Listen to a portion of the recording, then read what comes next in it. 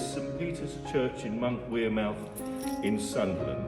It was founded in 674 AD by a Northumbrian nobleman called Benedict Biscop.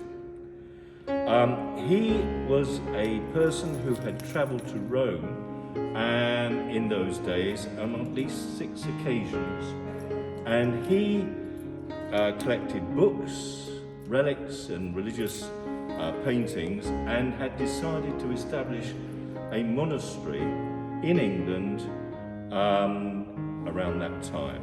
And he came back to his native Northumbria to found the monastery. And he, first of all, he saw the king, a king called King Egfrith, and the king was so impressed, the king gave him lands in the parts around here. Now the thing is about the lands here, in those days the monastery was on a small hill. This was a small hill. It didn't look anything like the land around today. Basically what you see today is a result of ballast being dumped by sailing ships in the 17th and 18th century, literally in the church grounds. And the rivers being canalised because of the shipbuilding industry. It's been completely changed. But in the 7th century, this was on a small hill and it stood out, which is important later on.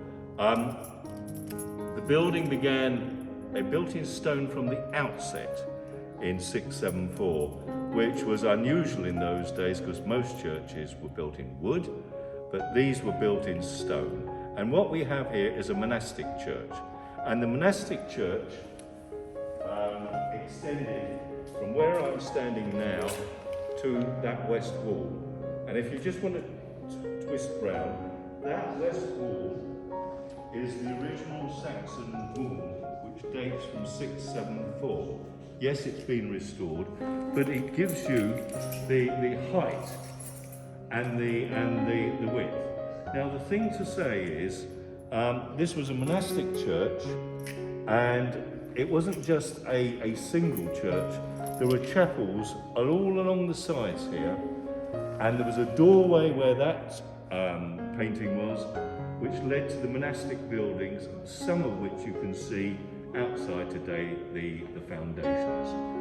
Now, looking at that west wall, that was the main entrance, that doorway there, and I'll take you outside in a minute. But we think, and we don't know, that at first floor level, where what you see is a doorway, just below there was a first story extension where the scriptorium, where the monks wrote the various manuscripts in the books that they did.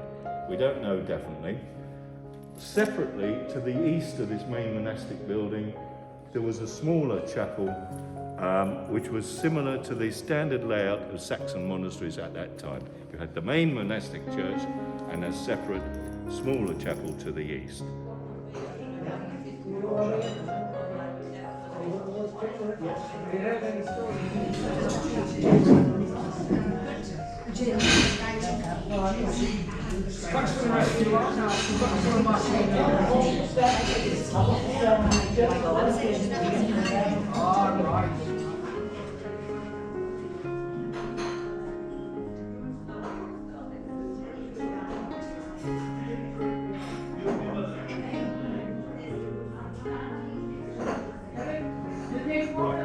We're standing in the porch which was built in 674, the original porch, which provided the main entrance into the monastic church. And uniquely, the entranceway was decorated with what are actually entwined serpents. These heads are similar to herons, what we would say herons' heads. But the thing to say is that there's nowhere else in Europe that have got this design. And the other thing to say is, what you see today is grey stonework, was in those days, on the outside it was plastered white, and on the inside it was pink, basically. And what we've got here is, if you look, we've actually got various indications of the original pink paint. Now this is a doorway in actual fact, and that's a similar doorway, and that led into buildings on each side of this porch. The porch was added slightly later to the main church there, but it's still late 7th century. So you see that, it's St. Peter probably, that's the mutilated statue that's on the outside.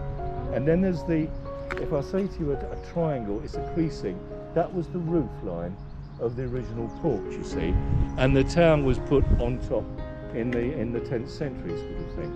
But